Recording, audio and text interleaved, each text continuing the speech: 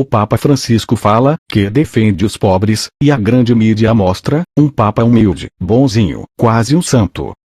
Eu gostaria muito que ele fosse realmente um santo, mas os fatos mostram que ele é muito esperto, mas para chegar a santo, falta muito. Vou mostrar para vocês apenas alguns fatos que comprovam que esse Papa se posiciona contra muitas coisas que estão escritas na Bíblia.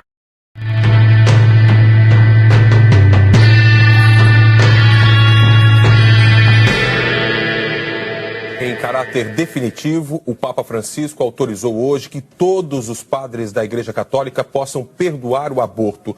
Hoje, em uma carta apostólica, o Papa deu aos padres o direito permanente de absolver as pessoas que praticaram o aborto.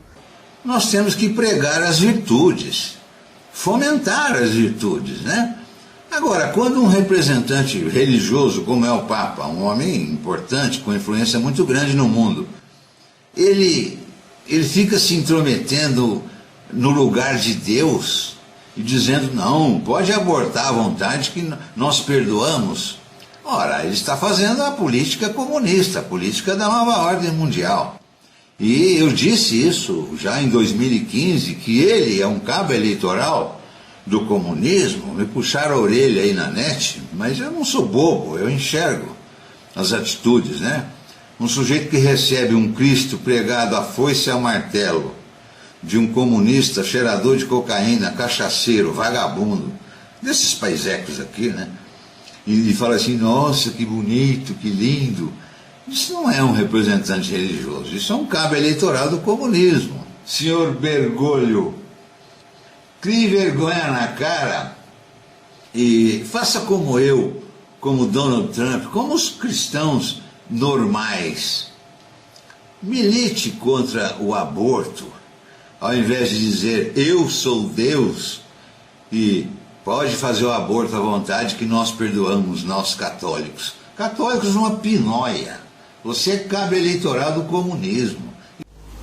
E também houve entre o povo falsos profetas, como entre vós haverá também falsos doutores, que introduzirão encobertamente heresias de perdição, e negarão o Senhor que os resgatou, trazendo sobre si mesmos repentina perdição. Em suas últimas revelações, o Papa Francisco disse, por meio da humildade, da introspecção e contemplação orante, ganhar uma nova compreensão de certos dogmas. A Igreja já não acredita em um inferno literal, onde as pessoas sofrem. Esta doutrina é incompatível com o amor infinito de Deus. Deus não é um juiz, mas um amigo e um amante da humanidade. Deus nos procura não para condenar, mas para abraçar. Como a história de Adão e Eva, nós vemos o inferno como um artifício literário. O inferno é só uma metáfora da alma exilada ou isolada, que, como todas as almas em última análise, estão unidos no amor com Deus. Em um discurso poderoso que repercutiu em todo o mundo, o Papa Francisco declarou: todas as religiões são verdadeiras, porque elas são verdadeiras. Que outro tipo existe realmente? No passado, a Igreja considerava muitas coisas como pecado, que hoje já não são julgadas dessa maneira. Como um pai amoroso nunca condena seus filhos. Nossa Igreja é grande o suficiente para ter heterossexuais e homossexuais, por pró-vida e pró-escolha. Para os conservadores e liberais, até mesmo os comunistas são bem-vindos e se juntarão a nós, todos nós amando e adorando o mesmo Deus. Nos últimos 6 meses, os cardeais, bispos e teólogos católicos têm debatido na cidade do Vaticano sobre o futuro da Igreja e da redefinição das doutrinas católicas e seus dogmas. O terceiro Concílio do Vaticano, com o Papa Francisco, concluiu anunciando que o catolicismo é uma religião agora moderna e razoável, que passou por mudanças evolutivas. Hora de deixar toda a intolerância. Devemos reconhecer que a verdade religiosa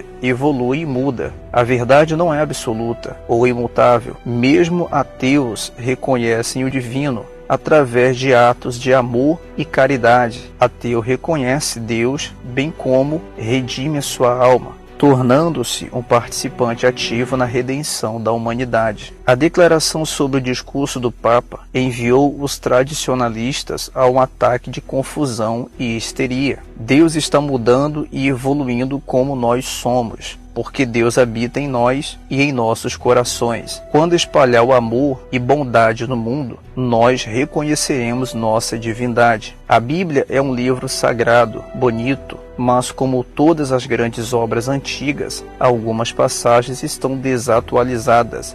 Algumas passagens chamam mesmo para intolerância ou julgamento. É o tempo de ver estes versos como interpolações posteriores contra a mensagem do amor e da verdade. Caso contrário, irradiando através da Escritura, chegou com base em nossa nova compreensão. O Papa Francisco surpreende mais uma vez ao afirmar que Deus não fez o mundo com uma varinha mágica. Ele reconheceu as teorias da evolução de Darwin e o Big Bang, a explosão que deu origem ao universo. A declaração foi feita na Academia de Ciência Pontifícia. Diante de vários estudiosos e acadêmicos, o Papa disse que a criação do mundo não era obra do acaso, mas derivava de um princípio supremo de criação por amor, e completou: o Big Bang, que hoje se põe all'origine del mondo, non contraddice l'intervento creatore divino, ma lo esige. A criação do universo e da raça humana.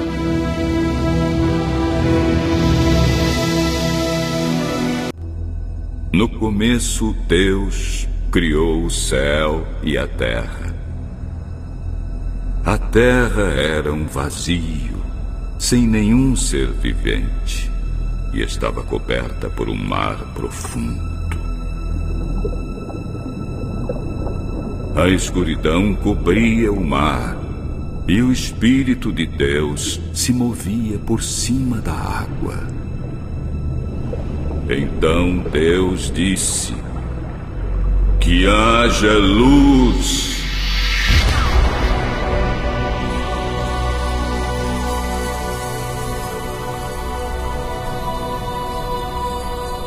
E a luz começou a existir. Deus viu que a luz era boa e a separou da escuridão. Deus pôs na luz o nome de dia e na escuridão pôs o nome de noite. A noite passou e veio a manhã. Esse foi o primeiro dia. Então Deus disse: que haja no meio da água uma divisão para separá-la em duas partes.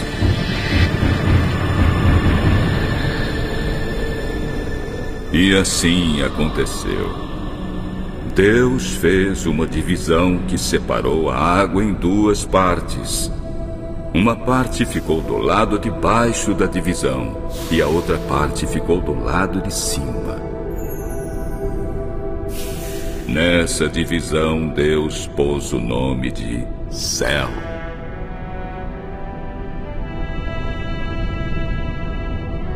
A noite passou e veio a manhã. Esse foi o segundo dia. Aí Deus disse: que a água que está debaixo do céu se ajunte num só lugar, a fim de que apareça a terra seca. E assim aconteceu. Deus pôs na parte seca o nome de terra, e nas águas que se haviam ajuntado ele pôs o nome de mares. E Deus viu que o que havia feito era bom. Em seguida ele disse: que a terra produza todo tipo de vegetais, isto é, plantas que têm sementes e árvores que têm frutas. E assim aconteceu. A terra produziu todo tipo de vegetais, plantas que dão sementes e árvores que dão frutas. E Deus viu que o que havia acontecido era bom. A noite passou e veio a manhã. Esse foi o terceiro dia. Então Deus disse: que haja luzes no céu para separarem o dia da noite e para marcarem os dias, os anos e as estações. Essas luzes brilharão no céu para iluminarem a terra. E assim aconteceu. Deus fez as duas grandes luzes, a maior para governar o dia e a menor para governar a noite. E fez também as estrelas. Deus pôs essas luzes no céu para iluminarem a terra, para governarem o dia e a noite e para separarem a luz da escuridão. E Deus viu que o que havia feito era bom. A noite passou e veio a manhã. Esse foi o quarto dia. Depois Deus disse: que as águas fiquem cheias de todo tipo de seres vivos e que na terra haja aves que voem no ar. Assim Deus criou os grandes monstros do mar e todas as espécies de seres vivos que em grande quantidade se movem nas águas. E criou também todas as espécies de aves. E Deus viu que o que havia feito era bom. Ele abençoou os seres vivos do mar e disse: aumentem muito em número e encham as águas dos mares, e que as aves se multipliquem na terra. A noite passou e veio a manhã. Esse foi o quinto dia. Então Deus disse: que a terra produza todo tipo de animais, domésticos, selvagens e os que se arrastam pelo chão, cada um de acordo com a sua espécie. E assim aconteceu. Deus fez os animais, cada um de acordo com a sua espécie, os animais domésticos, os selvagens e os que se arrastam pelo chão. E Deus viu que o que havia feito era bom. Aí ele disse: agora vamos fazer os seres humanos, que serão como nós, que se parecerão conosco. Eles terão poder sobre os peixes, sobre as aves, sobre os animais domésticos e selvagens, e sobre os animais que se arrastam pelo chão. Assim Deus criou os seres humanos. Ele os criou parecidos com Deus. Ele os criou homem e mulher, e os abençoou, dizendo: tenham muitos e muitos filhos, espalhem-se por toda a terra e a dominem, e tenham poder sobre os peixes do mar, sobre as aves que voam no ar e sobre os animais que se arrastam pelo chão. Para vocês se alimentarem, eu lhes dou todas as plantas que produzem sementes e todas as árvores que dão frutas. Mas para todos os animais dou capim e verduras como alimento. E assim aconteceu. Deus viu que tudo o que havia feito era muito bom. A noite passou e veio a manhã. Esse foi o 6º dia. Assim terminou a criação do céu, da terra e de tudo o que há neles.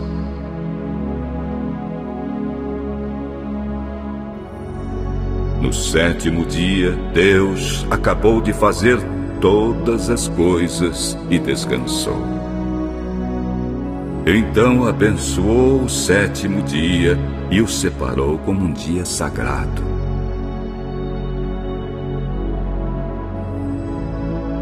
E foi assim que o céu e a terra foram criados. A Bíblia deixa bem claro que foi Deus com todo o seu poder supremo quem criou o mundo. O Papa Francisco diz que a origem do mundo se deu através do Big Bang, baseado na teoria de Darwin. Então fica a pergunta: vocês preferem acreditar no Criador, que é Deus, ou na criatura, Papa Francisco, e os cientistas? Alguns cientistas se julgam poderosos. Eu quero ver eles criarem um espírito. Deus faz isso. Eles não. Deus tem o poder de criar. O homem tem apenas o poder de transformar aquilo que Deus criou.